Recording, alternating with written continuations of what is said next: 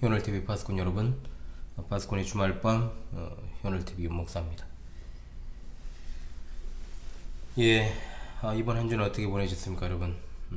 12월 넷째 주일을 앞둔 토요일입니다. 2024년이 이제 지금 시점으로 10일밖에 남지 않았습니다. 이제 한 번의 토요일 그리고 두 번의 주일이 남았습니다. 캠프와 수련의 일정을 연이어 준비하는 기간으로 보내고 있습니다. 이번 주 구원의 여정에서도 여러분 주님의 뜻을 따라 힘껏 살아내시는 일에 최선을 다하셨습니까? 우리에게 주어진 주말밤은 지난 한 주를 돌아보고 또 하나님 앞에서의 삶의 자세를 다시금 생각하는 그런 계기로 삼아야 될 것입니다. 오늘은 2024년 12월 21일 토요일입니다. 12월 넷째 주일 앞둔 주말 기도하면서 파스콘의 주말밤 시작하도록 하겠습니다. 이번 주도 변함없이 하나님께서 택한 백성들에게 주신 귀한 은혜를 되새기면서 12월 셋째 주일 지나 한 주간을 인도해 주시고 12월의 넷째 주일을 앞둔 주말밤을 맞이할 수 있도록 여기까지 도와주시니 참으로 감사합니다. 주일 지나 한 주간도 하나님의 은혜와 사랑 가운데 변함없이 주의 택하신 백성들과 함께 해주신 은혜에 감사합니다. 한 해가 이제 완전히 막바지입니다. 저물어간 한 해를 돌아보고 또 지난 시간 속에서 하나님이 때마다 일마다 베풀어 주신 그 은혜와 교훈을 늘상 생각하게 하시고 또한 회개하고 우리 신앙이 한층 더 성숙해가는 계기가 되길 원합니다. 남은 기간 더욱더 하나님을 신뢰하고 깨어서 살기 원하고 오는 해에도 하나님의 뜻을 따라 살아가기 위한 분투를 계속하도록 준비할 수 있는 기간이 되길 원합니다. 오늘도 주어진 파스콘의 주말밤을 통해 하나님의 계시된 진리, 시편의 깊은 뜻을 깨닫는 은혜의 시간을 갖고 주님이 주시는 단잠을 자고 달콤한 꿈을 꾸고 주님이 허락하신 은혜의 12월 넷째 주일을 맞이하고자 합니다. 성령께서 변함없이 이 시간도 함께 해주시고 또한 시작과 끝을 주관하여 주심으로 오직 여호와의 율법을 즐거워하며 그의 율법을 주야로 묵상하는 자들로 서게 하시고 이 험악한 시대에도 변치 않는 믿음으로 흔들리지 않고 굳건하게 서서 주님이 교회의 기초로 세우신 사도들의 말로나 편지로 가르침받은 신앙의 전통을 굳건하게 지켜나가는 진리의 파수꾼이자 증인들로 끝까지 서게 도와주시옵소서.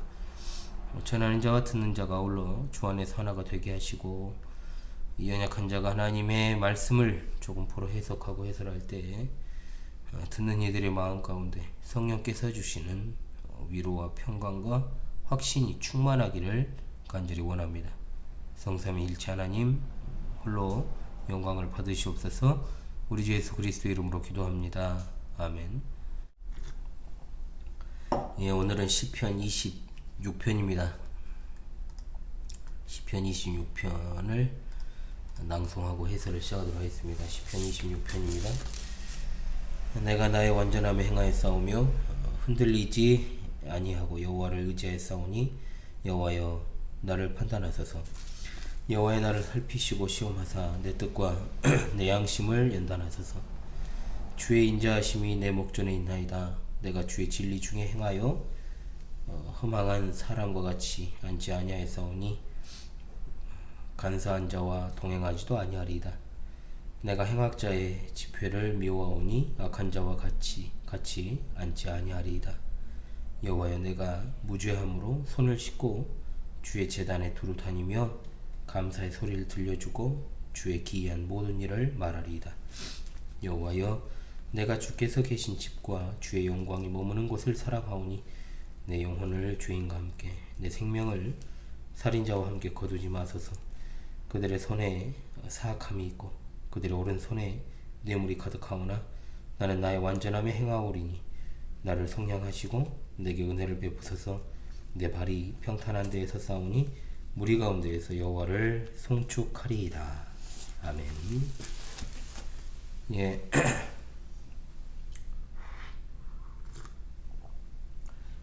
시편 26편은 다윗의 기도 시편입니다. 이 시편에서 다윗은 하늘에 의로우신 재판관 되시는 하나님께 자신의 의로움과 믿음을 주장을 하고 있고, 또 모함당하는 자신의 억울함을 풀어주시고 고통에서 구원해 주시기를 요청하는 내용으로 이루어져 있습니다. 이런 면에서 이 시편은 7편 그리고 17편과 굉장히 유사합니다. 따라서 고난의 상황을 묘사하기보다는 기도를 들어주셔야 되는 이유가 무엇인가, 그 근거를 갖다가 제시하는 특징을 가지고 있습니다. 그 근거는 뭐냐? 바로 하나님께 대한 자신의 믿음과 그에 따른 의로운 삶의 제시입니다. 아울러 26편은 25편에 자연스럽게 연결이 됩니다. 앞서 25편에서처럼 26편 3절에서도 하나님의 인자하심과 진리를 기대하고 있고, 또 11절에서는 25편 16절과 그리고 22절처럼 하나님의 은혜를 베푸셔서 성량해 주기를 간구하고 있습니다. 25편이 하나님의 길을 깨닫게 해달라는 간구라면 26편은 그 길을 행하고 있습니다. 고백으로 가득하다라고 볼 수가 있겠죠. 아울러 자신의 온전함을 주장하면서 변호해 주시기를 구하는 26편은 25편에 33편 하나의 그룹이라 그랬죠, 여러분. 죄를 용서받아 온전하게 된 자의 행복을 노래하는 시편 32편, 우리가 그 부분을 또 보겠습니다만은 32편과 짝을 이루고 있습니다. 둘 다 초점 뭐냐? 죄인으로 여김을 받지 않는 것. 두 시편은 여호와 앞에서의 의로운 삶과 죄사함을 통해서 의롭게 되는 두 길 모두가 다윗이 여호와를 의지하고 또 다윗에게 그분의 인자하심이 임할 때라는 사실을 강조합니다. 이것은 해당 시편을 보면서 또 상고하도록 하죠. 26편에서 주목할 게 있습니다. 뭐냐? 단어적으로 봤을 때 걷다, 서다, 앉다라는 표현이 등장합니다. 뭐냐면 이게 이제 의인의 행적, 삶을 이제 묘사하는 표현인데 시편 1편과 굉장히 닮아 있다고 볼 수 있습니다. 자, 본격적으로 본문 해설을 진행합니다. 이 시편은 여기 쓰여 있는 그대로 다윗의 시편입니다. 1년부터 보겠습니다. 자, 1년은 1절로 3절입니다. 온전하게 행한 자신을 의롭게 판결해 주시기를 간구하는 내용입니다. 자, 1년은 모함당하는 다윗이 여호와께 자신의 완전함과 믿음을 보시고 그리고 자신을 의롭게 판결해 주실 것을 기도하는 내용이 되겠습니다. 1절로 3절은 자주 등장하는 구조죠. 이른바 스미쌍관 구조입니다. 1절로 3절을 하나의 연으로 묶습니다. 1절의 요약된 핵심은 두 가지입니다. 첫째로 완전함에 내가 행하였다 라는 것과 두 번째로 여호와를 의지하였다, 이 두 가지입니다. 이와 같은 어떤 평행적인 표현은 온전함 가운데 행하는 것이 여호와를 의지하는 것과 같은 것이다, 이걸 이제 의미하고 있죠. 믿음으로부터 순종이 나옵니다. 완전함 혹은 흠없다라고 하는 것은요, 도덕적으로 완전 무결하다는 의미가 아닙니다. 현재 악인들이 다윗을 공격하는 것과 같은 그런 불의에 대해서 무음하며 지금까지 여호와를 신뢰하여 그의 뜻을 따라 사는 일에 전심을 다했다라는 것을 의미하죠. 행하다라고 번역된 단어는 원래 걷다는 의미입니다. 여기서는 행위나 삶의 방식을 나타내는 의미로 사용되고 있기 때문에 살았다라고 번역해도 무방합니다. 흔들리지 않았다라는 것은 여호와를 믿는 믿음이 미끄러지지 않고 견고했고 율법을 따라 살았다는 것을 말하죠. 이 표현은 12절에 평탄한 데 서다라는 표현과 스미 쌍관입니다. 자, 2절로 3절 이와 같은 근거 주장에 대한 부연 설명이 되겠습니다. 다윗은 재판관장이신 여호와께 자신의 온전함을 확인하시기 위해 자신을 직접 살펴보시라고 요청을 하죠. 살피다, 시험하다, 단련하다 라는 비슷한 동사가 계속해서 등장합니다. 이건 강조라고 볼 수가 있습니다. 정금이나 순은을 얻기 위해서 불순물이 있는지 살피고 검사하는 것처럼 자신에게 악인들이 고발하는 그와 같은 흠이 있는지를 찾아보시라고 요청하는 거죠. 특히 자신의 뜻과 양심이라는 말을 반복하는 것은 다윗의 외적인 행위와 삶뿐만 아니라 그와 같은 삶을 결정하는 내면의 동기까지도 온전함을 강조하기 위해서입니다. 뜻으로 번역된 단어는 사람의 가장 내밀한 부분이나 중심을 의미하고 자주 마음과 함께 사용되는 것으로 그렇게 쓰였습니다. 그런 의미에서 2절은 무죄함에 대한 주장임과 동시에 여호와께서 누구보다 자신의 온전함을 잘 아신다라고 하는 확신을 고백하는 것이기도 하죠. 다윗은 3절에서 자신이 항상 하나님의 인자하심을 눈앞에 두고 그의 진리 안에서 행하였다라고 고백합니다. 인자하심과 신실하심은 자기 백성들에 대한 언약을 지키심으로 끝까지 그들을 사랑하시는 하나님의 성품과 사역을 의미합니다. 이스라엘과 하나님의 모든 자녀는 한시라도 그분의 인자하심과 신실하심이 없이는 살 수 없다는 사실을 고백해 왔습니다. 다윗도 그러했고요. 그리고 역시나 1절로 3절을 통해서 하나님의 인자하심과 신실하심 덕분에 자신이 온전함 가운데 행할 수 있었다라고 선언하고 있습니다. 자, 2연으로 갑니다. 자, 기도의 근거, 부정적인 근거입니다. 악인들과 함께하지 않았다라고 하는 거, 부정의 기도입니다. 4절 5절입니다. 제2연은 1절로 3절에서 다윗이 기도의 근거로 제시했던 온전함 가운데 행함을 부정적인 언어들로 좀 더 상세히 부각시키는 연입니다. 지금 자신을 모함하는 자들과 같은 악인들과 함께하지 않는다는 것이죠. 다윗은 허망한 사람들, 간사한 사람들, 행악자들, 악한 자들로 표현되는 그 사람들과 연합을 거부합니다. 이들은 모두가 다 하나님을 의지하지 않고 그분의 말씀에도 관심이 없고 또 지금 무리를 지어 거짓말로 의로운 다윗을 모함하는 자들을 가리킵니다. 4절에 나오는 허망한 사람들은 문맥적으로 거짓말로 의인을 모함하는 속이는 사람들을 가리킵니다. 간사한으로 번역된 말은 숨겨진 혹은 감춰진이라는 뜻입니다. 간사한 사람들은 앞에 이 속이는 사람들과 같이 겉으로는 선을 말해도 속으로는 악을 꾀하는 사기꾼이나 위선자들을 가리키는 것이죠. 5절에 나오는 행악자들과 그 행악자들의 집회라고 했습니다. 하나님을 예배하며 그분의 뜻을 행하려고 성소에 모인 의인들의 회중과 이제 대조되는 모습이죠. 악인들의 삶의 방식이 무엇입니까? 자신들의 이익을 위해서 다윗처럼 의로운 사람들을 모함하기를 서슴지 않고 온갖 악행을 저지르기를 쉬지 않는 것, 함께 가지 않으며 그들의 모임을 싫어한다라고 단호하게 선언합니다.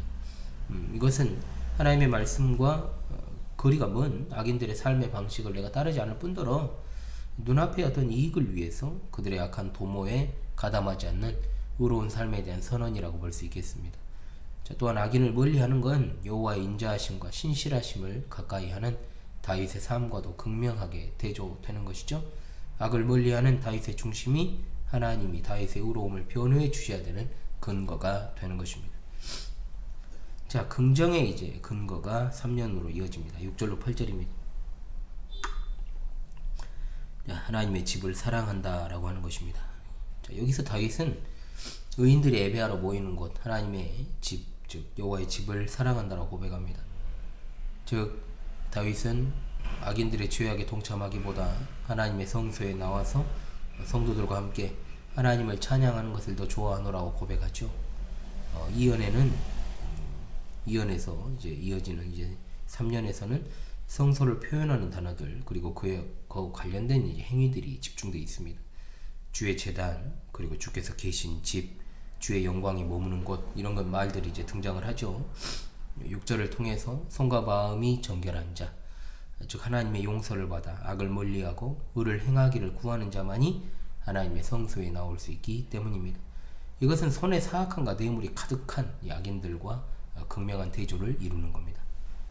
7절은 성소 예배의 절정입니다. 그것은 성도들을 초청하면서 소리 높여 하나님의 구원에 대한 감사 찬양을 올려드리는 거죠. 감사의 소리를 들려주다로 번역된 표현, 소리 높여 구원에 대한 감사 찬양 드리는 것을 의미합니다. 자, 8절은 이와 같은 예배가 드려지는 성소에 대한 다윗의 사랑을 노래합니다. 다윗은 악을 꾀하는 행악자의 모임은 미워하지만 고난 가운데서 하나님께 구원받은 의인들이 모여 그 구원을 노래하는 곳 성소는 사랑한다라고 고백합니다. 그들이 그곳에 모이는 이유, 그곳은 하나님이 계신 집이고 그의 영광이 머무는 곳이기 때문이다. 주에 계신 집이라는 표현, 주의 집에 거처라는 뜻입니다. 이것은 하나님께서 온 세상을 공의로 다스리시는 하나님의 왕궁으로서의 성소, 피난처로서의 성소를 가리킵니다. 또한 영광이 머무는 것이라는 말은 성소가 하나님이 백성들 가운데 친히 임하시는, 즉 하나님의 영광이 충만하게 임하는 장소라는 것을 강조하고 있죠. 성소는 백성들을 향한 하나님의 거룩하심을 나타낸과 동시에 인자하고 신실하신 하늘 왕의 영광스러운 임재를 보여주고 있습니다. 성소에 대한 사랑은 하나님을 향한 사랑입니다. 다윗이 악인들에게 모함을 당하더라도 성소에 임하시는 의롭고 자비로우신 재판관이신 하나님에 대한 신뢰를 천명하고 있습니다. 자, 사연으로 가죠. 악인들과 함께 자기 영혼을 거두지 마시기를 간구하고 있습니다. 9절로 10절입니다. 다윗의 첫 번째 기도가 하나님을 믿고 의롭게 살았던 자신을 위해 의롭게 판결해 달라는 것이었다면 9절로 10절은 두 번째 기도, 그 증거로 악인들처럼 죽지 않게 해달라는 것입니다. 9절에서 다윗은 현재의 고통 속에서 마치 죄를 지은 사람이나 살인을 저지른 악인들처럼 비참하게 죽지 않게 해달라고 기도하고 있습니다. 악인들을 싫어하고 하나님의 집을 사랑하는 다윗과 같은 하나님의 의인들이 죄인들과 함께 멸망하는 것은 하나님의 의로운 통치에 맞지 않지요. 10절에서는 이러한 악인들의 모습에 대해서 부연 설명합니다. 성소에서 씻은 무죄한 손을 가진 의인 다윗과 달리 악인들의 손에는 사악함이 있고 그들의 오른손에는 부당하게 취한 뇌물이 가득합니다. 이것은 다윗을 모함하고 다윗을 죽이기 위한 음모를 꾸미는 자들에 대한 묘사처럼 보이죠. 음모나 뇌물은 모두가 다 자신들의 이익을 위해 부당하게 사람들을 해치는 모습을 상징합니다. 이들은 역으로 다윗이 피 흘린 사람이라고 하며 공격했을 것으로 이제 보이죠. 오연으로 갑니다. 이제 11절로 마지막 12절입니다. 완전함에 행하는 자신을 구원해 주시기를 간구하고 확신하고 있습니다. 자, 11절과 12절로 나누어서 보죠. 자, 11절에서 다윗은 1절의 표현을 그대로 반복합니다. 마지막으로 자신을 구해 주시기를 기도한 후에 12절에서 그것을 확신하고 성도들 가운데서 찬양할 것을 맹세합니다. 자, 완전함에 행하는 나를 속량해 주시옵소서. 앞절에 나오는 악인들과 자기를 대조시키고 있죠. 그가 처음에 말한 자신의 무음한 삶의 방식을 다시금 천명합니다. 우리가 보는 개역 개정 성경 미래형으로 되어 있습니다. 그러나 현재형이 맞다 여겨집니다. 다윗이 악을 행하며 이 세상에서 잘 살고 있는 자들에게 유혹당하지 않고 하나님의 말씀대로 의롭게 살 것을 마지막으로 확고하게 천명을 합니다. 이 행은 마지막 기도입니다. 속량이라는 말은 우리가 잘 아는 대로 기본적으로 값을 지불하고 대속하는 의미가 있지만 여기서는 악인들로부터 구해달라는 간구입니다. 은혜를 베푸소서라는 기도가 뒤따르는 것은 하나님의 구원이 다윗의 온전함 때문이 아니라 하나님의 은혜로우심과 인자하심에서 나오는 것이기 때문입니다. 그것은 1절과 같이 재판관이신 하나님께서 다윗의 의로움을 제대로 판결하신 결과입니다. 자, 12절, 이는 구원에 대한 확신과 찬양의 맹세입니다. 끝으로 다윗이 하나님의 구원을 확신하면서 성소 예배에 참석한 회중들에게 여호와를 찬양할 것을 맹세하죠. 내 발이 평탄한 데 섰다는 건 미래에 일어난 구원에 대한 확신이라 볼 수 있습니다. 자, 평탄하다라고 하는 것의 반대가 뭡니까, 여러분? 위험한 절벽이나 오르막길과 이제 대조되는 거죠. 따라서 평탄한 데라 하는 말은 하나님의 도우심으로 악인들처럼 죽지 않고 대적들의 모함으로부터 구원받는 것을 의미하고, 또한 하나님의 구원을 받아서 성도들과 함께 하나님의 구원을 감사하는 안전한 장소, 성소에 오게 되었다라는 것을 의미합니다. 그러한 구원을 이루어 주실 하나님을 성소에 모인 무리 앞에서 성축하겠다라고 맹세하는 것은 당연합니다. 6절로 7절의 고백이 성취되는 순간이죠. 지금까지 늘 그래왔듯 다윗은 회중 앞에서 하나님이 자신을 위해 행하신 구원을 간증하며 감사 찬양을 드릴 것을 맹세하고 있습니다. 악인들의 모임을 싫어하는 다윗은 악인 의인들의 회중 가운데서 하나님을 찬양하게 될 것입니다. 아멘. 예, 본문 해설은 여기까지 하고요. 다시 우리에게 주신 교훈으로 받고 또 적용하는 그리고 순종하는 시간으로 가도록 하겠습니다. 26편은 악인들이 다윗처럼 하나님을 믿고 순종하려고 하는 의인을 거짓말과 음모를 통해서 공격할 때 의인은 자신의 결백함을 하나님 앞에 아뢰어야 되고, 또 악인들의 공격으로부터 구원하심으로 그 결백함을 증명해 주시기를 기도해야 되는데, 그런 기도의 목적은 무엇이냐?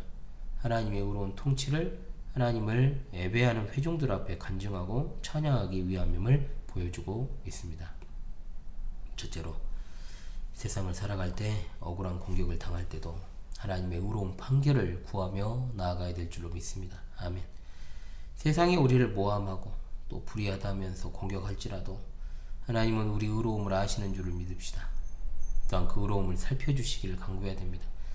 예수 그리스도의 의로, 우리를 의롭다 하신 하나님께로 피하여 우리의 의로움을 변호해 주시도록 기도합시다. 다윗이나 에레미야와 같이 악인들의 공격이 거짓일 뿐 아니라 욥과 다니엘처럼 악을 멀리하기를 위해 힘쓰고 얼마나 하나님의 말씀을 따라 살아가기 위해 힘썼는지 우리가 또한 하나님께 아뢰을 수 있어야 된다, 이 말입니다. 그리고 하나님은 의로운 재판관이시기 때문에 자신의 자녀를 절대로 악인과 함께 멸하지 않으시는 분이심을 고백해야 됩니다. 불의한 재판관에게 찾아간 과부처럼 간절히 기도하는 건 우리 자세입니다. 하늘의 재판관께서는 속히 밤낮 부르짖는 택하신 자들의 원한을 풀어주실 것입니다. 사탄과 악인들 앞에서 우리를 의롭다 선언하시고 하나님의 의로운 통치를 드러내시게 됩니다. 욥은 친구들의 참말로 견딜 수 없는 정죄에 맞서 끝까지 하나님께서 자신의 의로움을 변호해 주실 것을 믿고 기도했고 그 기도가 응답을 받지 않습니까? 우리 하나님께서는 십자가에 죽임당하신 예수님의 그 의로우심을 부활로서 변호해 주셨습니다. 땅에서 순교를 당한 이들의 신원 간구가 요한계시록에 나오잖아요. 6장에 마지막 날에 주님께서 오심으로 의로운 심판을 행하시고 우리의 의로움을 선언해 주실 것입니다. 자, 그러므로 우리가 이 땅에서 억울하게 고난당하는 성도들과 교회를 하나님께서 변호하시고 고난에서 건져주시기를 날마다 기도해야 될 줄로 믿습니다. 아멘. 둘째로, 하나님께 흔들리지 않는 믿음을 고백해야 될 것입니다. 오직 하나님의 무한하신 사랑, 자비, 의롭다함을 우리가 받았잖아요. 우리에게 조금의 의로움이라도 있으면 그건 역시 하나님의 사랑과 자비의 결과임을 고백해야 되는데 그것도 없어요, 사실은. 오직 하나님의 의. 그러므로 고난 중에서도, 고난에서 건진받은 후에도 우리는 하나님께 대한 믿음, 그리고 하나님에 대한 사랑을 날마다 고백해야 됩니다. 날마다 성전의 참 실체이신 예수 그리스도 안에서 성령을 통해 하나님의 임재 앞에 나아가 예배하는 것을 기뻐하고 성도들과 함께 의와 구원의 하나님을 찬양하기 좋아하고 의와 찬양으로 가득한 교회를 사랑한다는 사실을 고백합시다. 아무리 악인들이 준동을 하며 날뛴다 해도, 그들이 이 땅에서 참 내가 제일 잘 나간다라고 말해도, 그렇게 보여도, 실제로 그러할지라도 우리는 오직 성령님을 의지하며 말씀대로 살아가기를 결단하는 고백을 하나님께 올립시다. 그렇게 살아가는 우리에게 주어질 하나님의 의로운 판결과 그리고 구원을 성도들과 더불어 찬양할 그날을 꿈꿔야 될 줄로 믿습니다. 아멘.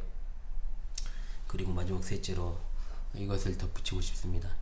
이 세대를 거슬러 살아가는 사람이 바로 성도임을 잊지 마십시다. 다윗과 같이 우리는 참으로 불의가 가득한 세상에서 의로움을 지키겠다라고 하는 단호한 의지 그리고 실행 능력을 갖추고 살아가야 됩니다. 우리가 살아가는 세상이 얼마나 부도덕과 불공정과 비상식이 가득합니까? 관행이라는 이름으로 자행되는 온갖 불의함들 얼마나 잘못되었습니까? 불의한 세상과 섞이지 않고 우리는 거슬러 살아가야 됩니다. 정의와 공정과 상식의 눈으로 세상을 보고 언제나 최종적인 하나님의 공의를 생각해야 됩니다. 예수님께서 우리를 대신하여 자신을 내어주심은 모든 불법에서 우리를 구속하시고 우리를 깨끗하게 하시고 선한 일에 열심하는 친백성이 되게 하려 하심이라 했습니다. 우리가 세상의 불의함을 거슬러 살아가야 되는 것은 지극히 마땅합니다. 그렇게 사는 것이 이 세대를 본받거나 또 따르지 않는 성도의 모습이라 할 수 있습니다. 오늘날 너무나도 아쉽게도 신앙과 삶의 아슬아슬한 경계선에 서 있거나 세상을 판단하는 모습에 있어서 참 이 균형 있는 관점 가진 성도가 없어요. 별로. 진짜 제대로 갖춘, 좀 이상해요. 정말 괜찮은 사람을 좀 보기가 어려워요. 솔직히 그렇습니다. 제 관점에서. 진짜 어떻게 저런 해석이 나올 수가 있나. 그리고 왜 자꾸만 세상의 어떤 정치 질서, 다른 것은 적용을 안 하는데 꼭 정치에 대해서만큼은 이상하게 어떤 신앙적인 잣대, 영적인 잣대로 판단하려고 하는 못된 좀 습성이 있죠. 상식의 눈, 공정의 눈, 도덕의 눈으로 바라보는 것이 중요한데도 불구하고 꼭 그것을 갖다가 어떤 영적으로 그것을 정당화시키려고 하는 그런 어떤 좀 못된 습관들이 있습니다. 우리나라 '애매한 거죠. 제가 심칼빈주 이야기도 했습니다만 주중에 이 부분은 정말 제가 우리 성도들에게는 제가 뭐 대놓고 항상 이야기 말씀을 드립니다만은, 제가 방송을 통해서는 또 이러쿵 저러쿵 하면은 분명히 또 다른 이야기가 또 나올 수 있기 때문에 제가 가급적이면 현실 정치적인 이야기를 잘 안 합니다. 개인적으로 제게 질문을 하신다면 제가 거기에 대해서 답변을 해드릴 수는 있겠죠. 답변을 해드릴 수 있겠지만은, 그러면은 그 질문 자체도 굉장히 신중하게 해야 됩니다. 신중하게.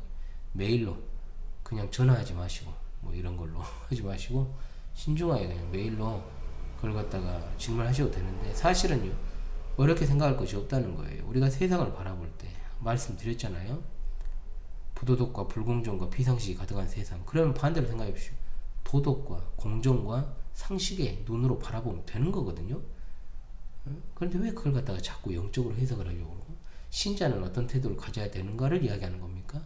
내 삶을 개선하는 게 먼저죠. 그렇잖아요? 자, 이렇게 힘든 이유가 제가 말씀드렸습니다. 세상에 대한 지나친 관심. 그러니까 관심을 갖지 말라는 게 아니에요. 근데 관심을 가져도 균형 있는 관점을 가지고 관심을 갖지 않으면 이상해질 수 있다는 겁니다. 힘들어질 수 있다는 거예요. 자, 분명 우리 사랑하는 바스큰 동지들이시여, 이렇게 한 해가 저물어 갑니다. 세상을 거슬러 살아간다라고 하는 것, 뭐 제가 지금 캠프 때 2세대, 2세대를 본받지 말라라는 주제로 지난 여름부터 이번에도 이제 두 번째 시간을 갖게 됩니다. 그 책자를 제가 보내드린 동지들도 있을 거예요. 자, 당장은 세상을 거스르는 것이 어려울지 몰라도 우리는 거슬러 가야 됩니다. 온 세상의 죄악에 관영한다고 해도, 노아시대 홍수 직전의 상황보다 더 심각하다고 해도 하나님께 대한 순전함을 놓지 마십시오. 아울러 참된 교회를 세우는 일, 그리고 끝까지 이 세상의 낯선 조류를 거슬러 승리할 수 있기를 간절히 소망합니다. 아멘. 네, 여러분, 또 한 주가 손살같이 흘러갔죠. 이제 올해를 정리하는 한 주로 마지막 방송을 잘 진행을 좀 해야 될 것 같은데요. 이래저래 일이 바빠서 어떻게 하면 좀 잘 정리를 하고 해를 넘길까 고민은 있는데, 실행으로 옮겨지는 일이 좀 쉽지 않은 것 같습니다. 이미 영상편지 19번으로 제가 말씀을 드렸듯 꾸준하게 가야 하는데, 이 패턴 유지라는 것이 참 쉽지가 않습니다. 갈수록 더 그런 것 같아요. 할 일도 많고. 그래서 그렇잖아요. 제가 1인 유튜버로서 또 방송과 목회와 제가 가정, 육아 뭐 이런 것들 다 해야 되고, 이런저런 생각들, 그리고 참 현실적으로 좀 어려워요. 그래서 제가 많은 고민들이 좀 있습니다. 사실은 아주. 그래서 제가 어떤 것을 해야 되겠다 해놓고도요, 쉽지가 않아요. 예를 들어 가지고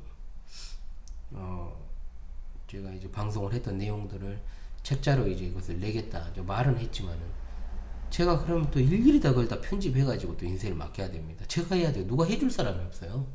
도와줄 사람 한 명도 없는 상황에서 제가 혼자 모든 걸 다 해야 되기 때문에 자연스럽게 그걸 갖다가 좀 이제 늦춰질 수밖에 없다는 거죠. 그래서 새해부터는 조금씩 그 작업들을 해 나가야 되겠지만, 일단은 제가 쉬는 틈이 없어요. 왜냐면 여러분 아시다시피 1년에 제 패턴을 한번 말씀을 드리자면요. 자, 1월달부터 한번 이야기를 하겠습니다. 자, 1월이면은 제가 이제 보통은 캠프와 수련회를 곧바로 이어서 진행을 합니다.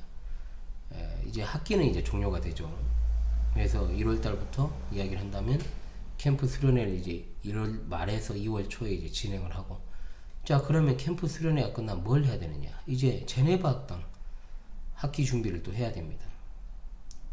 그러면 이제 책자를 또 써야 되고, 또 학기 준비를 해야 되고, 또 동시에 어떻게 해야 되면 성경교리학교 또 학기가 또 시작이 돼요. 그럼 또 그 수업 준비해야 되죠. 여러 가지 이제 고민들을 또 해야 됩니다. 그러니까 이제 뭐 2월에 뭐 그것이 끝난다 해서 쉬는 게 아니라 바로 이제 이어서 제네바 학당과 성경교리학교 준비를 해야 돼요. 그러면 이제 3월에 이제 또 진행을 또 해야 되죠. 3월에 또 진행을 하다 보면 이제 3, 4월 진행하고, 또 5월 되면은 아이들 독서 캠프 또 진행하고, 또 이런저런 계속 학기 계속해서 이제 진행을 하면서, 목회를 진행하면서, 또 이제 6월 지나가게 되면 어떻습니까? 이제 6월부터는 또 이제 학기를 종료한과 동시에 7월 이제 사역을 또 준비를 해야 돼요. 캠프, 그리고 수련회 준비 또 해야 됩니다. 그런 어떤 패턴을 계속해서 이제 반복을 해야 되는 거죠. 그리고 7월 달에는, 8월 달에는 또 9월에 이제 2학기 또 준비를 해야 돼요. 쉴 틈이 없어요. 그러면서 방송은 다 하고 있지. 그잖아요. 그러니까 제가 뭘 이렇게 하고 싶어도 옆에서 뭐 보조해 줄 사람이 없어요. 그러니까 제가 맡길 사람이 없다는 겁니다. 그러니까 혼자 다 해야 되니까 얘도 조력자가 없습니다. 그러니까 제가 좀 어떤 말을 해놓고도 안 하는 게 아니고요. 할 지금 틈이 없는 거예요, 지금. 그래서 조금씩 짬이 날 때마다 이제 그것들 진행해가지고 지금까지 해오는 그런 패턴입니다. 근데 날이 갈수록 더 바빠질 것 같아요. 더 여유가 생길 것 같진 않아요. 앞으로도 더. 제가 예를 들어가지고 이런 거 저런 거 안 해버린다고 딱 선언해버리고 끊어버리면 상관이 없는데 그렇게 하진 않잖아요. 제 인생에서 계속해서 일은 늘어났지 일이 줄어들진 않습니다. 그 사이에 아이들도 둘이 생기고 결혼이 늦어졌긴 했습니다만은 그러니까 더 이제 바빠지죠. 목회는 목회대로. 제가 어떤 것도 대충 하는 성격이 아니에요. 그러다 보니까 더 그런 것도 있습니다만 그냥 대충 할 거면 목회를 안 해야죠. 그렇잖아요. 그래서 어떤 이런 패턴이기 때문에 제가 말을 뱉어놓고 안 하는 사람 절대 아닙니다. 생각은 하고 있지만 그것이 아주 시급한 게 아니기 때문에 후순위로 밀려나는 것 뿐이지 저는 항상 생각을 하고 있다. 자, 그래서 여러분들 그걸 좀 양해를 부탁을 드리고요. 제네바 시편가 같은 경우에도 제가 지금 감기가 계속 지금 어차피 좀 한동안은 고생을 해야 돼요. 그래야 이제 이게 떨어지지. 그래서 이런 것도 너무 지나치게 걱정하지 마십시오. 뭐 걱정은 많이 안 하시는 것 같지만 그래도 걱정 안 하셔도 됩니다. 때가 되면은 그냥 찾아오는 것 같은 거예요. 그래서 특별히 제가 어디 몸이 안 좋거나 여러분보다 훨씬 건강할 거예요 제가. 그래서 제 그런 거는 걱정 안 하셔도 됩니다. 그냥 다만 기도해 주시고 마음을 합쳐 주시고 그냥 변심만 안 해주시면 돼요. 그냥 함께 하기로 했으면 그냥 끝까지 함께 하는 겁니다. 그렇잖아요. 어차피 저하고 우리 본교회 성도들은 저하고 대면해 가지고 저와 이제 함께하는 이제 그런 영적인 모임 가운데 들어 있습니다. 방송으로 만나신 분들은 솔직히 아직도 제가 여러분들을 제대로 알지는 못하잖아요. 그래도 알기 위해서 노력을 하고 우리 하고 있지만은 방송으로 만나 배웠기 때문에 솔직히 그런 건 있어요. 어떤 게 있느냐? 다른 어떤 끈끈한 어떤 그 영적인 연대라고 하는 것은 있을 수 있을지 몰라도 어느 순간에 변심을 해가지고 방송을 안 봐버리면 끝나는 관계잖아요, 솔직히. 그렇기 때문에 제가 현실에서도 이렇게 방송을 그냥 보시려면 그냥 보시는 것도 상관없지만은 함께 진짜로 교제하면서 이렇게 현실적으로 교류하면서 연락도 주고받고 이런 것들이 중요한 이유가 바로 그겁니다. 그러다가는 그냥 갑자기 또 변심을 하게 돼 있어요. 어떤 지점에서는 또 충돌하는 부분도 생길 수 있고 어떻게 인간이 100% 다 맞겠어요. 100%가 맞으면 그건 나 자신이지. 그렇지 않았습니까 여러분? 그렇기 때문에 그런 어떤 그런 데서부터 오는 외로움과 고독이 좀 있습니다. 상당히 어렵죠. 그렇지 않습니까 여러분? 현실에서 어떤 목회는 어떤 진척과 진보라는 것이 참 더디고 그리고 방송을 통해서 우리 만나게 된 동지들은 참 감사하고 기쁘고 정말 늘 행복한 마음을 가지고 있습니다만 그럼에도 불구하고 어느 순간 방송 안 봐버리면 또 그냥 끝나는 관계니까 이런 생각들을 하면은 참 그런저런 마음도 들지만은 그래도 그래서 꾸준하게 이제 어떤 교제들이 연장이 돼야 된다라고 하는 것을 제가 말씀을 드리는 겁니다. 그래서 단순히 이것이 그냥 방송으로 그쳐지지 않고 저는 목양의 관점에서 하고 있다라는 것. 그러면 당연히 방송을 들으시는 분들은 내가 목양을 받는다라는 생각으로 임해 주셔야 진짜로 진정으로 하나가 되지 않을까 그런 생각을 합니다. 그러니까 구독자 수에 연연하질 않아요. 계속 그대로잖아요. 정말 이제 6년이 다 돼가는데도 이 채널을 그냥 파쇄하지 않고 그대로 가는 것은 그래도 들을 자는 듣고 안 들을 자는 들어왔다가도 함께 하다가도 나가니까 그런 것들을 고려하면은 그리 뭐 어려운 일도 아니다 생각을 합니다. 그리고 제네바 시편가는 제가 당분간 좀 부르기가 어려워가지고 못 부르고 있으니까 여러분 양해해 주시고요. 어찌됐든 그렇게 잘 올해 좋은 일들만 기억하면서 또 올해 수확도 많이 있었고 저도 우리 동지분들도 많이 알게 되었고 제가 많이 알게 되었다는 2명 이상 알게 되면 많이 한 거죠. 그렇게 잘 마무리되었으면 합니다. 여러분 이제 올해 주일 내일하고 그리고 그 다음 주에 가지고 2번 남았습니다. 오늘에 함께하는 권위 여정에 여전히 함께해 주셔서 감사합니다. 여러분 주일 잘 맞이하십시오. 감사합니다.